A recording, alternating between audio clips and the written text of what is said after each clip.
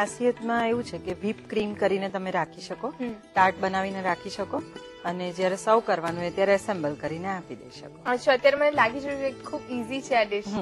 કેટલી વારમાં તૈયાર થશે? અત્યારે તો 5-1 મિનિટ જ લાગશે, અચ્છા, પણ પ્રી પ્રેપરેશન કરવાની હોય એમાં 15 થી 20 મિનિટ લાગે છે. સામગ્રીમાં શું લીધું છે આ માટે? સામગ્રીમાં સ્વીટ ટાર્ટ છે, વ્હીપ ક્રીમ છે, પછી ડેઝર્ટ સોસ બનાવવા માટે કોઈ પણ સ્કોસ લઈએ છીએ, કોર્નફ્લોર અને સુગર. ઓકે, તો ચાલો ફટાફટ શીખવી દો. સૌથી પહેલા આપણે આ ટાર્ટ બનાવ્યા છે. ટાર્ટ પહેલા પણ આપણે ટીવી રસોઈ શોમાં બનાવેલા જ છે. એટલે એમાં આપણે મેંદો લઈએ છીએ, અચ્છા, બટર લઈએ છીએ અને દળેલી ખાંડ લઈએ છીએ. યુઝ્યુઅલી જે પ્રપોર્શન છે 100 ગ્રામ મેંદો હોય તો એમાં 50 ગ્રામ જેટલું બટર લેવાનું છે અને 25 ગ્રામ જેટલી દળેલી ખાંડ લેવાની છે. એ મિક્સ કરી અને બટરનું જે મોઇશ્ચર હોય એનાથી ડવ બનાવવાનું છે, પણ કદાચ જરૂર લાગે તો 1 ચમચી દૂધ ઉમેરી શકો. અચ્છા, એ ડવને આપણે ફ્રીઝમાં મૂકીએ છીએ અડધો કલાક માટે. ત્યાર પછી પૂરી વણી અને ટાર્ટ મોલ્ડ જે આવે એમાં પ્રેસ કરી દેવાના. પ્રેસ કરી અને ઓવનમાં લગભગ 7 થી 8 મિનિટ માટે આપણે બેક કરીએ છીએ.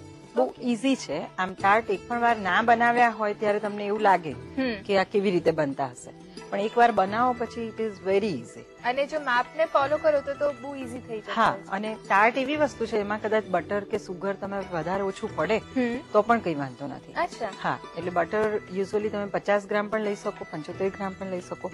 સુગરમાં પણ મેં 25 ગ્રામ કહ્યું, પણ તમે 15 ગ્રામ પણ લઈ શકો, 30 ગ્રામ પણ લઈ શકો. એટલે થોડી ફ્લેક્સિબિલિટી આમાં રહે છે. અચ્છા, એટલે એ રીતે આપણે ટાર્ટ તૈયાર કરેલા છે. ટાર્ટ તૈયાર કરીને એરટાઇટ કન્ટેનરમાં આપણે રાખી શકીએ, અને ફ્રીઝમાં રાખવાની જરૂર નથી. બિસ્કિટની જેમ બહાર સ્ટોર કરી લેવાની. અચ્છા, અને ત્યાર પછી વ્હીપ ક્રીમ, એ પણ આપણે આઈસ ઉપર જેમ વ્હીપ કરીએ છીએ ક્રીમ, એ ક્રીમમાં તમે એસેન્સ, ફ્લેવર કંઈ પણ નાખી અને કલર જે કંઈ અથવા ઇમલ્સન નાખો, જે નાખો એ નાખી અને એના કોન બનાવીને આપણે ફ્રીઝમાં રાખી શકીએ. ઓકે, આઈસિંગ, શુગર અને ક્રીમનું માપ કેટલું રાખી છે? હા, યુઝ્યુઅલી આપણે 250 ml જેટલી ક્રીમ હોય તો 2 ટીસ્પૂન થી લઈને 2 ટેબલસ્પૂન જેટલી સુગર તમે નાખી શકો. અને નોટ નેસેસરી કે આઈસિંગ સુગર જ જોઈએ. અચ્છા, દળેલી ખાંડ પણ ચાલે છે.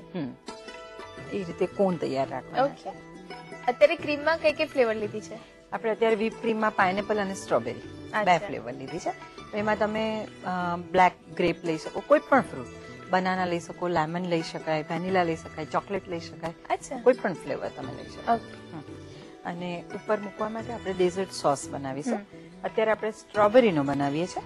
હવે એ જ રીતે આ સ્ટ્રોબેરીની જેમ જ ઓરેન્જ જ્યુસમાંથી બને, ગ્રેપ જ્યુસમાંથી બને, પાઇનેપલ જ્યુસમાંથી બને, કોઈ પણ જ્યુસમાંથી, સાઇટ્રસ કોઈ પણ જ્યુસ હોય એમાંથી બનાવીશું. ઓકે, અને જ્યુસ કેવો લઈએ છે? એટલે કેવો જ્યુસ હોય છે? જ્યુસ પણ લઈ શકો અને સ્ક્વોશ પણ લઈ શકો. ઓકે, બંને લઈ શકાય.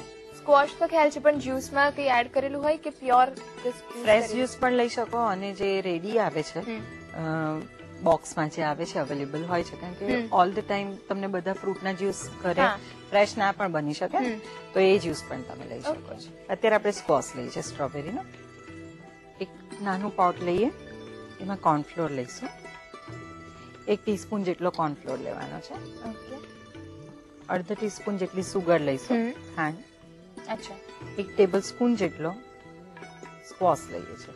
સ્ટ્રોબેરી સ્ક્વોશ લઈએ છે. હા, સ્ટ્રોબેરી જ્યુસ પણ લઈ શકો, ઓરેન્જ જ્યુસ પણ લઈ શકો, ઓરેન્જ સ્ક્વોશ પણ લઈ શકો. જ્યારે જ્યુસ લઈએ છીએ ત્યારે ક્વોન્ટિટી કેટલી રાખી છે? જ્યારે જ્યુસ લઈએ અત્યારે આપણે 1 ટેબલ સ્પૂન જેટલો સ્ક્વોશ લીધો છે, પણ જ્યારે જ્યુસ લઈએ છીએ તો અડધો કપ જેટલો જ્યુસ લેવાનો છે, કારણ કે થીન એની કન્સિસ્ટન્સી હોય. એમાં આપણે પાણી એડ નથી કરતા. એમાં કોર્નફ્લોર, સુગર અને અડધો કપ જ્યુસ. અત્યારે આપણે પાણી એડ કરીશું. અત્યારે તમે ડિઝર્ટ સોસ રેડી કરી રહ્યા છો, તો આ સોસનો બીજે ક્યાં ક્યાં ઉપયોગ કરી શકીએ? આઈસ્ક્રીમની ઉપર આપણે એની ઉપર રેડીને ખાઈ શકીએ. પછી કોલ્ડ ડેઝર્ટ કંઈ પણ બનાવતા હોઈએ આપણે, તો એમાં જે રીતે જેમ કે જેલીનો ઉપયોગ કરીએ છીએ એ રીતે સોસનો પણ ઉપયોગ કરી શકીએ. અને એને સ્ટોર કરી શકાય છે ખરો? ના, ફ્રેશ જ બનાવવાનું. 1-2 દિવસ સુધી ઓકે. આમ તો ઈઝી લાગે છે. 3 વસ્તુ મિક્સ કરી અને 3 વસ્તુ મિક્સ કરી અને એને ગરમ કરવાની છે બસ. અને ઇવન તમે ડિરેક્ટલી સ્ક્વોશ જ વાપરવું હોય તો પણ વાપરી શકાય. અચ્છા, સ્ક્વોશ થોડો સાઇટ્રસ હોય છે, એટલે એને સ્વીટ કરવા માટે અને માઇલ્ડ કરવા માટે આપણે સુગર ને કોર્નફ્લોર એડ કરીએ. ઓકે, આ ડેઝર્ટ સોસ તૈયાર થઈ ગયો છે. એની કન્સિસ્ટન્સી લગભગ આટલી થીક રાખવાની છે. એકદમ ટ્રાન્સપરન્ટ થઈ ગયું છે. હા, આમ પણ કોર્નફ્લોર કુક થઈ જાય એટલે ટ્રાન્સી થઈ જ જાય. હવે આપણે ટાર્ટ અસેમ્બલ કરીશું. ઓકે.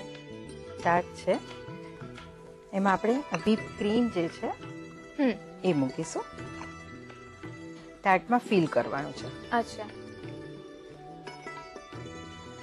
અત્યારે ફ્રૂટ્સની ફ્લેવરનો ઉપયોગ કરીએ છીએ કે એના સોસનો ઉપયોગ કરીએ છીએ? ડાયરેક્ટલી ફ્રેશ ફ્રૂટ્સ લઈ શકીએ? એક્ઝેક્ટલી. આપણે પાઇનેપલના પીસીસ મૂકવાના જ છીએ. અચ્છા. એ જ રીતે કોઈ પણ ફ્રૂટના પીસીસ તમે એની ઉપર મૂકી શકો. ઓકે. પછી પેલી નાની નાની જે ચોકલેટ કેન્ડીઝ આવે છે એ મૂકી શકાય, સિલ્વર બોલ્સ મૂકી શકાય, એ પણ મૂકી શકાય. હવે પાઇનેપલ ફ્લેવરનું ક્રીમ લઈએ છે. આ પાઇનેપલ ફ્લેવર લઈએ છે આપણે. એની પર આપણે પાઇનેપલના પીસીસ છે, ટીન પાઇનેપલ જે આવે છે એ મૂકીએ છીએ.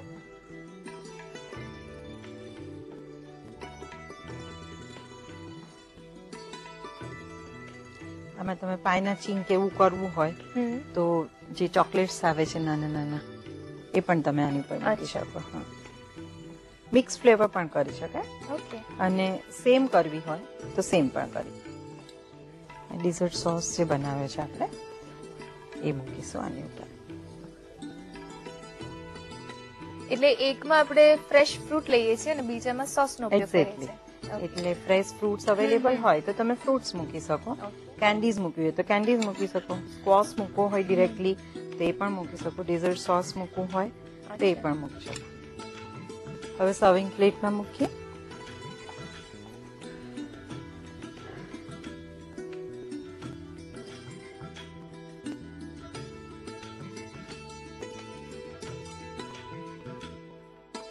તો તૈયાર છે ક્વિકલી સર્વ કરી શકીએ એવા સ્વીટ ટાર્ટ્સ.